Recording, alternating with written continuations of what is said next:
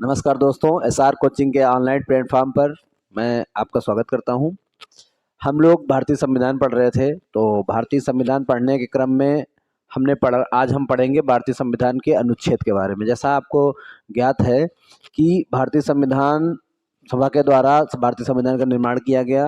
2 वर्ष 11 माह 18 दिन की अथक प्रयास के बाद 26 नवंबर 1949 को हमारा संविधान बनकर तैयार हुआ और उस दिन हमने कुछ प्रमुख अनुच्छेदों को अंगीकृत भी किया। उस तेज को हम मानते हैं भारत संविधान का अंगीकृत करने की तिथि 26 नवंबर को मानी जाती है।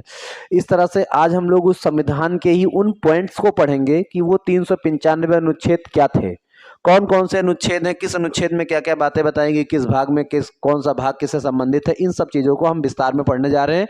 उसी क्रम में आज हमारा पहला पॉइंट है भाग 1, जो अनुच्छेद 1 से लेकर 4 तक की व्याख्या करता है और इसमें भारत संघ और उसके राज्यों के बारे में बताया गया है। कहने का मतलब भाग 1 किससे संबंधित है? भारत एवं उसके राज्यों संबंधित है। भारत क्या संघ और उसके राज्यों से संबंधित है। इस क्रम में 4 अनुच्छेद आते हैं, 1 से 4 हम इनको पढ़ेंगे। अनुच्छेद 1, अनुच्छेद 1 में ये बताया गया है, हम बहुत ब्रीफ में पढ़ा रहे हैं, बहुत ज़्यादा डिटेल में नहीं कि पूरा अनुच्छेद 1 लाइन का नहीं लिखा है, मगर हम आपको समझा रहे हैं कि इसमें क्या लिखा है। अनुच्छेद 1 में लिखा है कि इंडिया जो भारत है, इंडिया मतलब इसीलिए तो हम लोग भारत और इंडिया कहते हैं। बाकी देशों में देखो पाकिस्तान और पाकिस्तान चलता है, इंग्लैंड चलता है, मगर हमारे यहाँ इंडिया और भारत चलता है।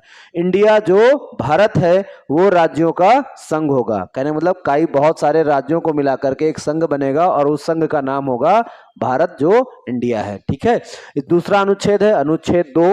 अनुच्छेद 2 में कहा गया कि जो हमारे भारत के संघ में जो राज्य होंगे, भारत संघ में जो राज्य होंगे, उन राज्यों की सीमा में परिवर्तन करना हो, किसी राज्य की सीमा को एक दूसरे में परिवर्तन करना हो या देश अन्य चीज़ों के साथ परिवर्तन करना हो, उनके नाम में परिवर्तन करना हो या नए राज्यों का गठन करना हो या विदेशी भूमि का अधिग्रहण करना हो, इन सब बातों से संबंधित जो अधिकार प्राप्त होंगे वो हमारी संसद को प्राप्त होंगे। कहने का मतलब हमारी संसद को राज्य की सीमा में परिवर्तन करने का अधिकार दिया गया, राज्य को नाम में परिवर्तन का अधिकार दिया गया, किसी विदेशी भूमि के अधिग्रहण का अधिकार दिया गया। ये सब जितने भी अधिकार हैं वो सारे के सारे संसद के पास सुरक्षित हैं।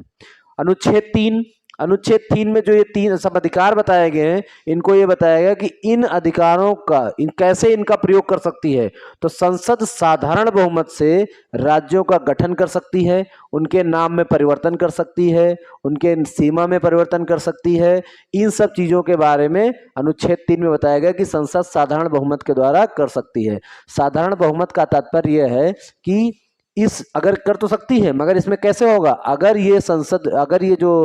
मान लीजिए किसी के नाम में परिवर्तन करना है, तो नाम परिवर्तन तो तभी हो सकता है जब राष्ट्रपति महोदय की स्वीकृति से यह विधेयक लाया जाए।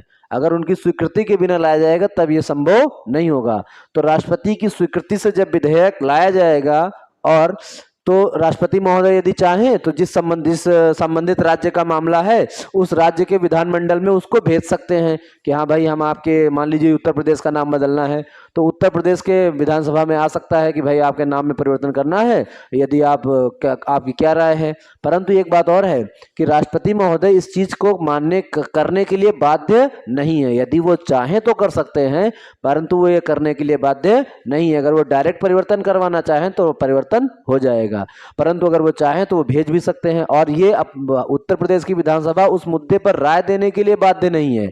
अगर ये दे भी दे कि नहीं हम नहीं चाहते हैं, तो इसके लिए वो माने ना माने ये उनकी मर्जी है। ये तो एक साधारण सी बात हुई। ये बताया गया कि क्या है साधारण बहुमत।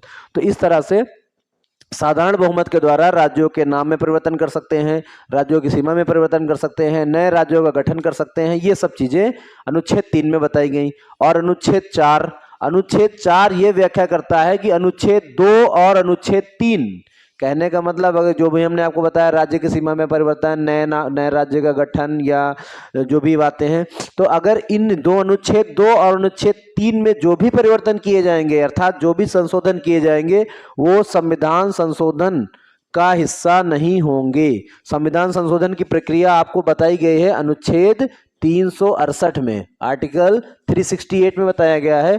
तो यहाँ ये बताया गया कि जो अनुच्छेद 2 और अनुच्छेद 3 के अंतर्गत जो परिवर्तन किए जा रहे हैं, वो परिवर्तन अनुच्छेद 368 के अंतर्गत नहीं आएंगे। अर्थात अगर अनुच्छेद 368 के नहीं आएंगे तो फिर हम उन परिवर्तनों के लिए सर्वोच्च न्यायालय में चुनौती पेश नहीं कर सकते हैं। तो ये बात थी कि अनुच्छेद 4 में 2 और 3 के तहत किए गए परिवर्तनों को परिवर्तन संविधान संशोधन नहीं माना जाएगा, ये अनुच्छेद 4 में बताया गया।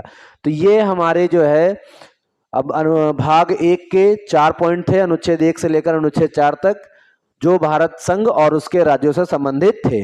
अब भाग 2 अगले वीडियो में पढ़ेंगे। धन्यवाद।